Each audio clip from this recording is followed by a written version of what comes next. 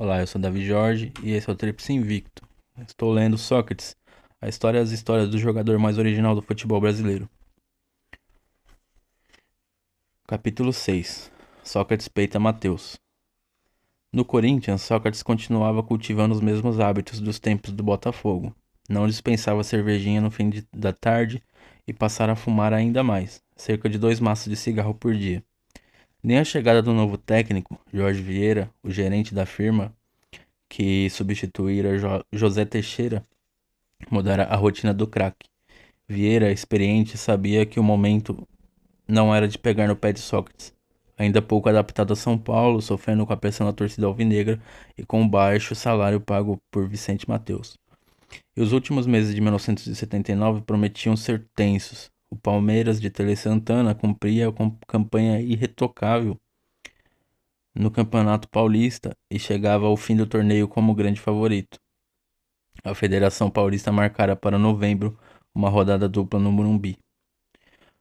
Palmeiras e Guarani fariam o primeiro jogo e Corinthians e Ponte Preta o segundo. As quatro equipes dividiriam a renda. Era o pretexto que Matheus esperava para paralisar o campeonato e tirar o embalo do Palmeiras. O dirigente protestou, alegando que o seu clube seria o principal prejudicado, já que a torcida corintiana era superior à do Palmeiras, do Guarani e da Ponte Preta juntas. Não deixava de ser um bom argumento. Na época, a renda dos jogos era a principal fonte de renda dos clubes. O caso foi parar na justiça e o campeonato recomeçou apenas no ano seguinte, no dia 27 de janeiro de 1980, e nada de rodada dupla. Por coincidência, os quatro times envolvidos na confusão, Corinthians, Palmeiras, Ponte Preta e Guarani, passaram às semifinais, mas o time de Tele Santana, como imaginara Matheus, perdera completamente o embalo e acabou desclassificado pelo Corinthians de Sócrates e Palhinha. A dupla fez grandes exibições nos 3 jogos da final contra a Ponte Preta, principalmente no último, quando Sócrates marcou o gol inaugural da vitória por 2-0, chutando de primeira na entrada da pequena área, após cruzamento de Romeu, e levando o Alvinegro ao 17º título paulista em 1979, o primeiro de Sócrates com a camisa do Corinthians. No gol do título, o camisa 9 vibrou mais ao gosto de Xuxa do que de sua fã Sônia Braga, correndo de braços abertos em direção à massa. Só faltou o soco no ar a Pelé. Após a conquista do Paulista de 1979, em um raro momento de lua de mel entre a torcida e o principal craque do time, Jorge Vieira resolveu liberar Sócrates para frequentar toda quinta-feira a recém-inaugurada Boate Gallery, animado ponto de encontro da alta sociedade paulistana. Só não era tão divertido para Sócrates porque o técnico fazia questão de ir junto, para vigiá-lo de perto. Vieira conta. Eu fui chamado de louco quando eu liberei Sócrates para ir ao Gallery, exatamente na fase em que ele era cobrado pela torcida em quase todos os jogos. Mas eu conheci o Sócrates. Ele estava sofrendo para se adaptar a São Paulo, enclausurado naquele momento, e enclausurá-lo naquele momento, proibi-lo de fumar ou tomar uma cervejinha só pioraria o rendimento dele dentro de campo. Eu também não podia simplesmente dizer, Sócrates, vai lá, cai na gandaia.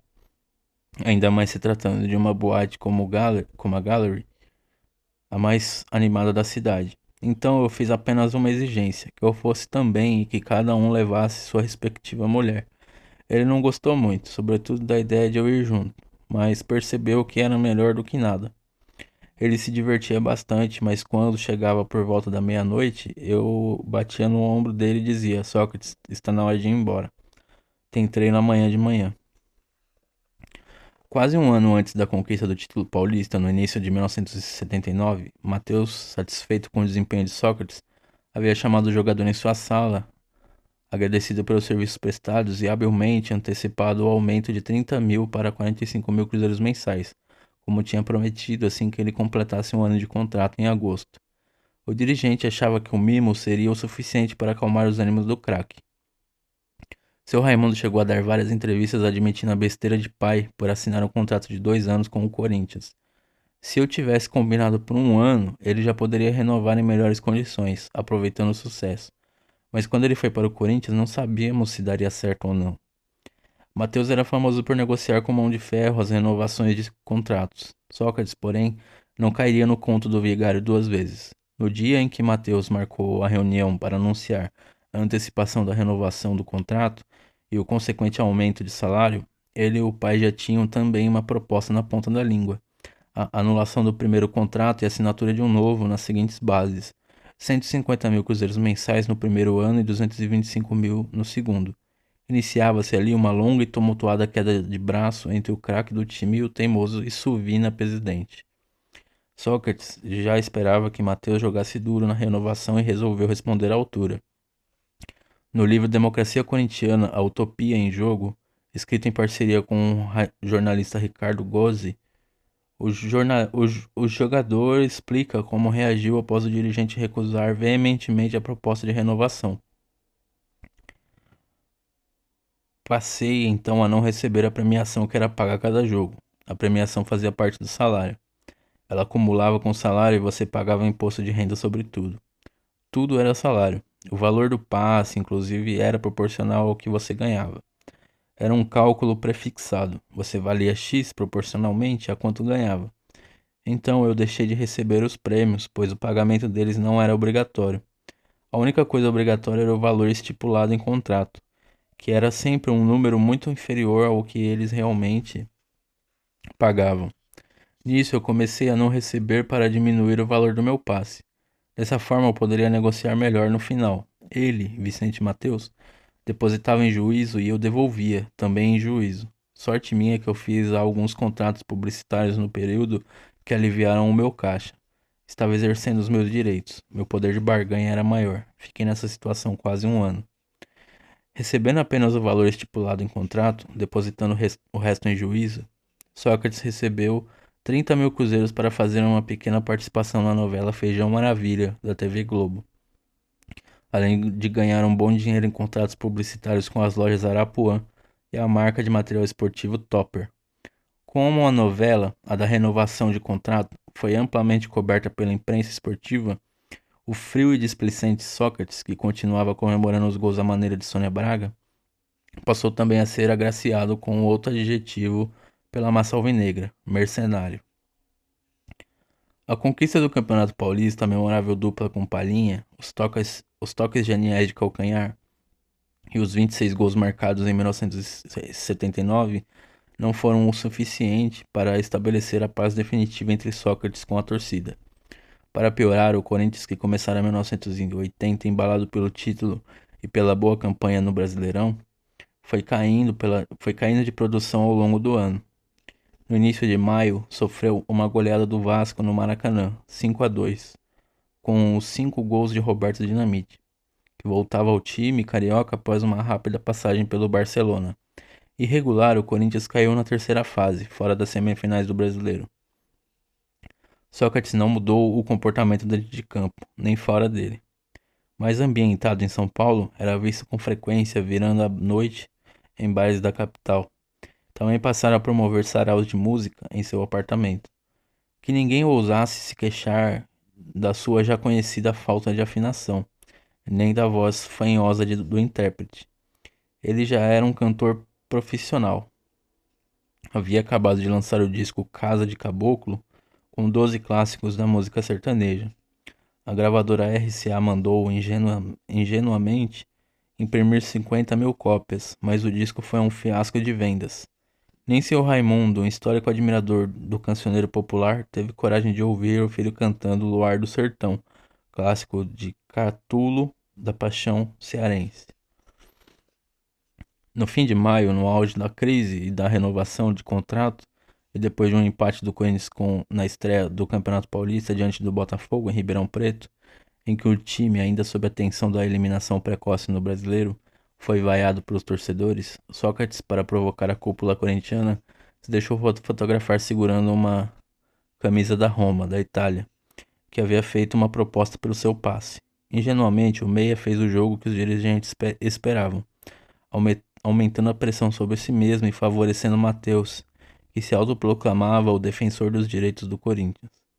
O Cartola demitiu Jorge Vieira e colocou como técnico interino o inexperiente Julinho, o treinador de goleiros, que teve pouco tempo para preparar a equipe para a partida seguinte, contra o 15 de Piracicaba, no dia 25 de maio, no Pacaembu. Naquela manhã de domingo, diante de 12 mil torcedores, Sócrates sentiria pela primeira vez, com grande intensidade, o peso e a responsabilidade de envergar a camisa de um clube de massa. O Corinthians jogava mal contra a fraca equipe piracicabana. Sócrates, bem marcado e vaiado durante toda a partida, não conseguia tocar na bola. O 15 abriu o placar aos 23 minutos do primeiro tempo, mas Toninho empatou em seguida. No segundo tempo, o Corinthians voltou pior. Faltando 15 minutos para o fim do jogo, o centroavante Oriel, do 15, desempatou, 2-1. A torcida não perdoou e elegeu imediatamente Sócrates, o grande culpado pela derrota.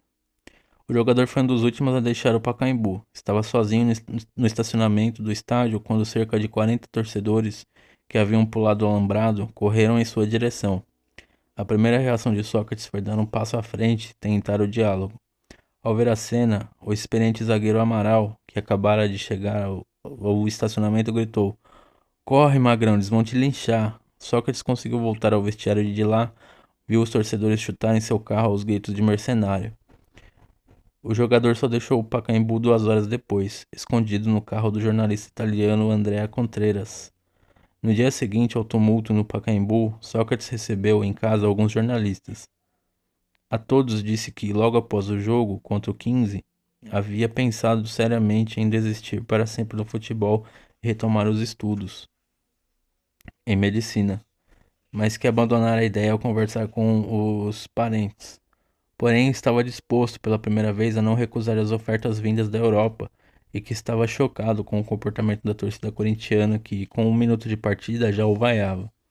O jogo contra o 15 de Piracicaba reacendeu a polêmica da renovação de contrato de Sócrates, que continuava longe de se entender com Vicente Mateus.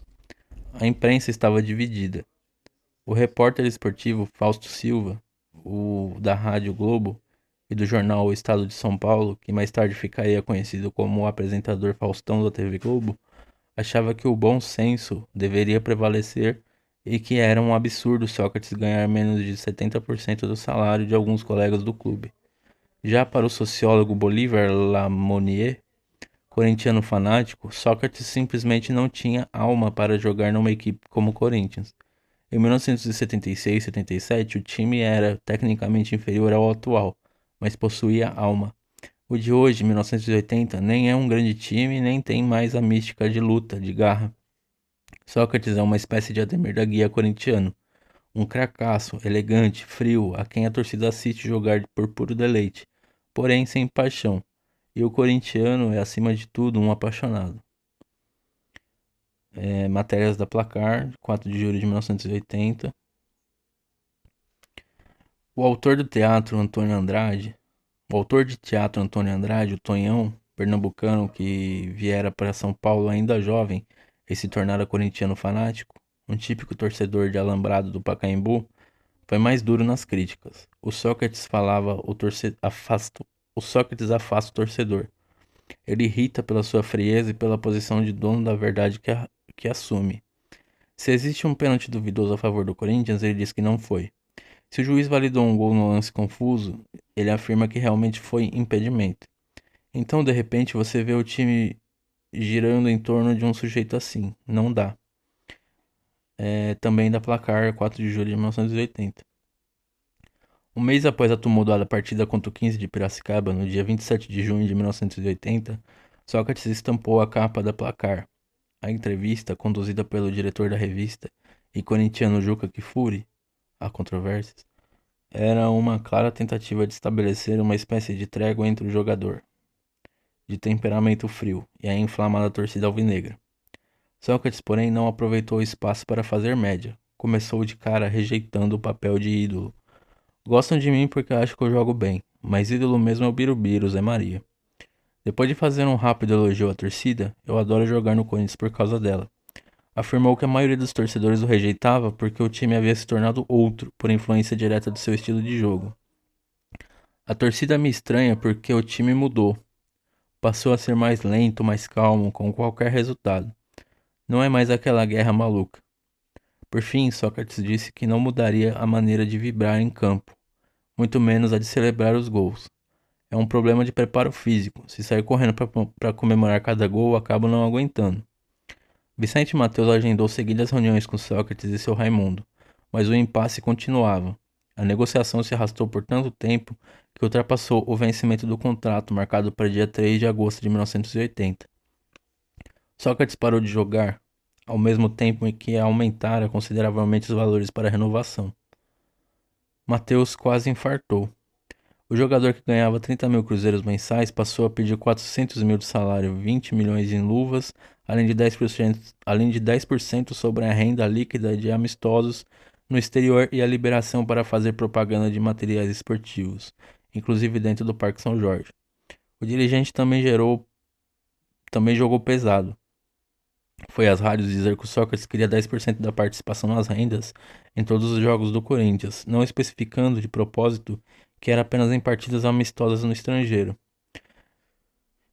No auge da queda de braço, Sócrates jogou de novo a toalha. Prefiro encerrar minha carreira e continuar meus estudos, fazer meu curso de aperfeiçoamento em ortopedia e seguir minha vida sem o futebol profissional. Matéria do Estado de São Paulo de 14 de agosto de 1980. Sem Sócrates e Palhinha, que voltara a Belo Horizonte por causa de problemas particulares para jogar no Atlético Mineiro, o Corinthians sofria no Campeonato Paulista de 1980. O técnico Orlando Fantoni, que assumira o lugar do interino Julinho, se descabelava no banco toda vez que o Geraldão e Birubiru ensaiavam uma inútil tabela.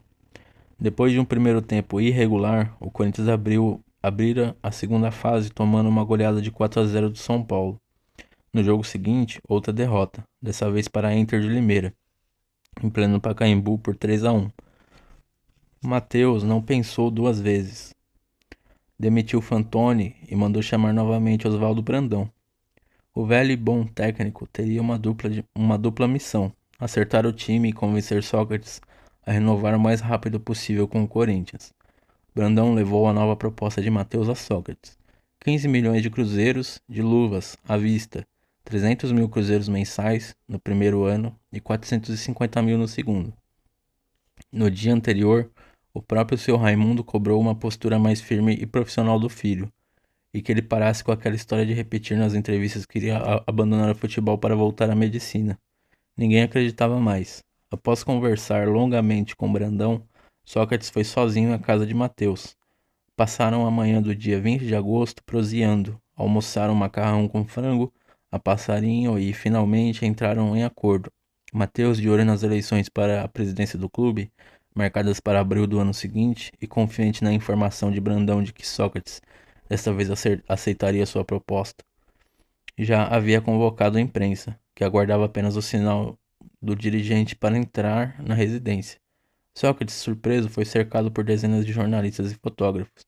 Mateus pediu para que ele pegasse no colo uma criança com a camisa do Corinthians e, em seguida, que cantasse o hino do clube junto com ele. O jogador se recusou, disse meia dúzia de palavras para os repórteres, agradeceu a Marlene Mateus, mulher do dirigente, pelo frango passarinho e foi comemorar com os amigos no boteco mais próximo.